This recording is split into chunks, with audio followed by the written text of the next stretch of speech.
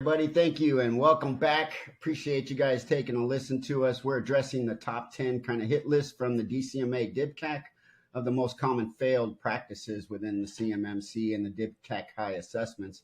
With me, as usual, is our CISO and CMMC guru expert, Dr. Thomas Graham. Hi, everyone. How are you doing? Dr. Graham, thank you for joining us again. It's always good to chat with you. We're going to talk a little bit on this session about incident response. We do get a lot of questions about it, and yes, it is very important. The CMMC, in NIST 800-171, if you look at the incident response domain, there's only 3 questions. So if you're trying to just pass the assessment, that's all you need to address. But on a bigger strategy level, which is very close to Dr. Graham's heart since he is our CISO, incident response needs to be part of the strategy. And to do that, you should probably take a look at NIST 861, which gives a full-blown, even how to build an incident response plan, model, and everything. Most of the organizations out there, they have a little issues with resources. So what are some things that the organizations can leverage, mainly the small and medium businesses? Because that's what we are, Thomas. So if you can kind of talk about how we thought about how we were going to tackle the incident response and for our side of the house dealing with the federal government versus the commercial side. Sure, and thanks, Rob. And before we really get started, I want to add to what you were saying that in addition to being CMMC requirements, it's also part of your DFARS requirements as well. So these are items that should already be in place, but maybe they're not, to the place of where CMMC wants them.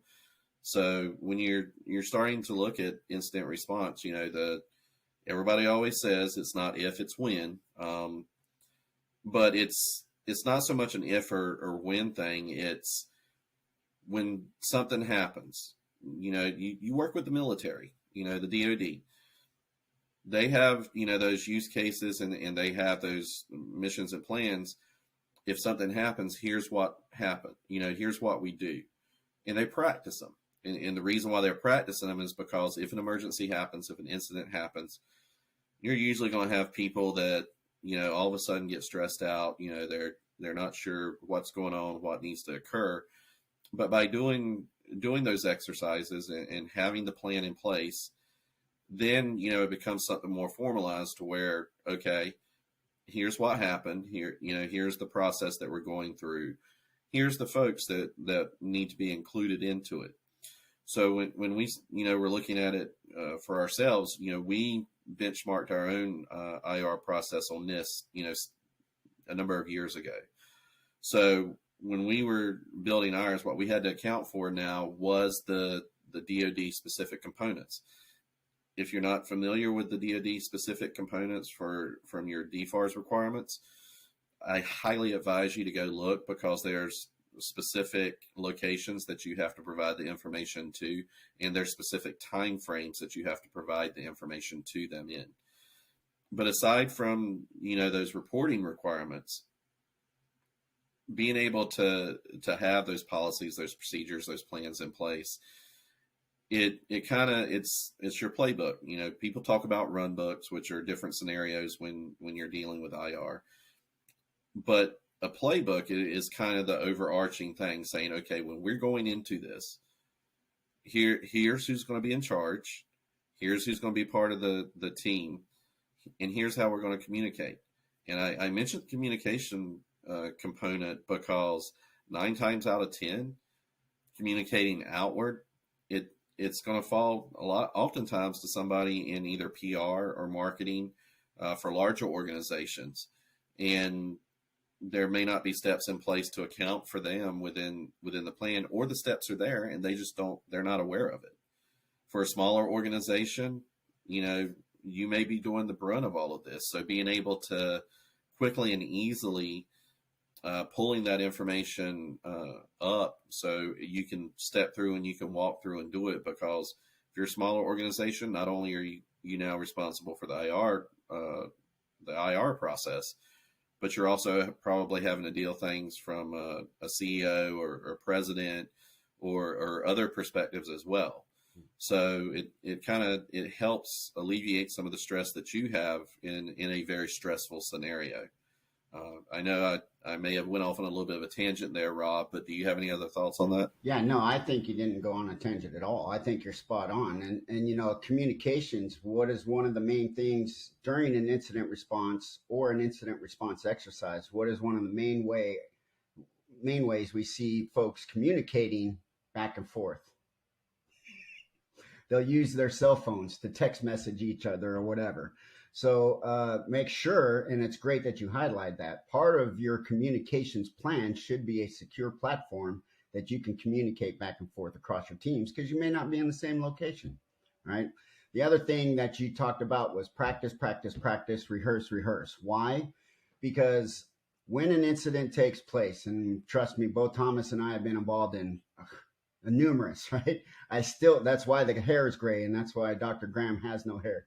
So, but that it is so difficult to concentrate on handling the incident when your phone is constantly ringing of people saying, "Hey, I can't access such and such. What's going on?" You're trying to handle your employees while you're trying to deal with the situation, and it becomes very, very confusing.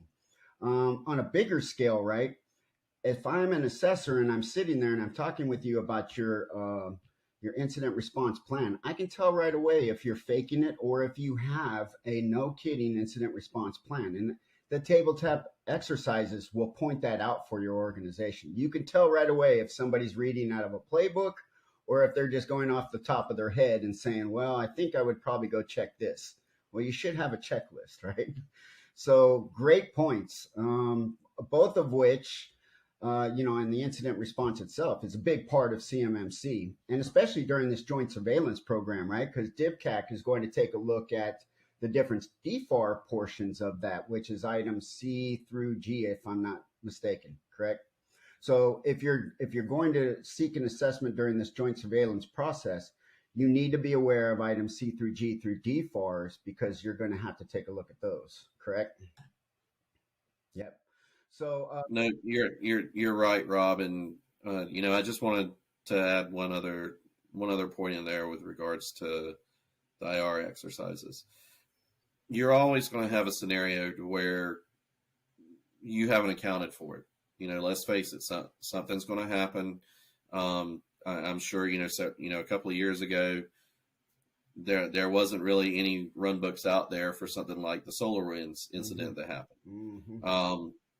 But understanding and practicing and having some type of overarching procedure in place, in addition to your plans, when something like that happens, now you have the ability to leverage that, where even if you don't have those specific run books for that, then you still have the framework that you can follow to help, kind of build that run book as you're going through this, scenario in real time. No, great point. So again, for organizations out there, especially our small and medium-sized businesses, don't try to tackle this on your own. There's plenty of folks out there that can assist you in incident response. We ourselves have a fully developed incident response plan. It's taken straight from NIST 861. We've also got the DoD responses mixed in with there, so there's references to those documentations, and it's just an incident response plan that you can take and enact into your organization. And then we can assist you with tabletop exercises, et cetera, et cetera. So if that becomes a laborsome thing for a lot of the organizations out there, don't hesitate to reach out, okay? Because that's really honestly what we're here for. Again, we understand businesses are businesses and everything's about finance, but for Dr. Graham and I, the focus is the security of the data, right? And so an incident response is one of the most pivotal pieces of the CMMC process. And it's surprising that 2.0 only got 3 of practices, in that category, because under CMMC 1.0, there was quite a few, which we had to abide by in order to become authorized. But one last point, Rob, while we're talking about this, one of the things that a lot of a lot of folks talk about it is the individual CMMC items, and to some extent they talk about them in a vacuum. But IR, it really ties into other activities, because now you're having to understand when and what you can put out on social media, PR releases, stuff like that. Well, that speaks to some of the other items when you're defining your the requirements around what can and cannot go on your public websites, your public social media sites, and being able to have that in there, not only when you're going through the incident, but also during your recovery, because recovery is a portion of incident response. Well, with utilizing other items within the CMMC practices, such as your audits, your audited events, when you're going through the IR activity, now you can see who did what, when it occurred, and now you can define and focus your efforts in a more structured way, so that once you've contained the incident when it's occurring, now you can go back to that recovery phase and get your operations back up and running like it should be. Yeah, I think we pretty much covered incident response. Again, NIST 861, it walks you straight down. You can develop a full, a fantastic incident response plan. Don't forget, just because the strategy has been removed from CMMC 2.0, it's still a key part of what you do as an organization. You need to have a risk strategy, and underneath that is the incident response, right? So for the organizations out there, as I mentioned earlier, we have ways to assist you. Don't hesitate. Please go out and take a look at redspin.com. We've got plenty of videos, blogs, white papers, everything that's a great starting point for you to help you get on your way. And if that's not enough, just reach out and hit the contact button. We'd be happy to have a chat with you. Okay. So with that, thank you everybody for your time. Dr. Graham, any final comments on this very important topic?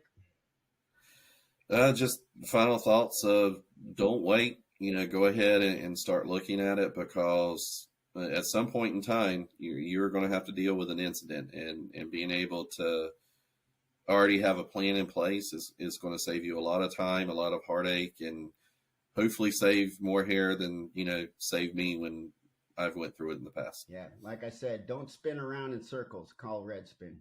All right, everybody. Thanks again for your time. Appreciate it. Look forward to seeing you at the next one. Take care, everybody. Have a good one.